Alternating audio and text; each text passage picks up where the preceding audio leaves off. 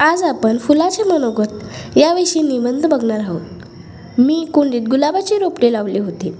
एके दिवशी त्या रोपट्यावर गुलाब फुलून आला. मला खूप आनंद झाला. मी त्या गुलाबाच्या पाकळीवरून हळूवारपणे हात फिरवू लागले. त्यावेळी तो गुलाब आनंदित झाला आणि माझ्याशी बोलू लागला. तो म्हणाला, "मुली, किती प्रेमळ आहेस तू.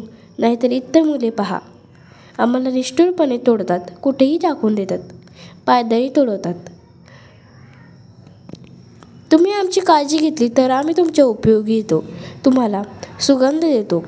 तोरण बनवण्यासाठी किंवा देवाला वाहण्यासाठी आम्ही फुलेच उपयोगी पडतो.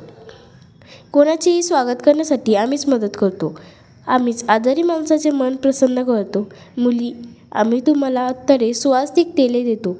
मिठाई व औषधातही आमचा उपयोग करतात. आम्हाला तुम्ही चिरडले तरी आम्ही सुगंध देतो. आनंद देणे हेच आमचे ध्येय आहे.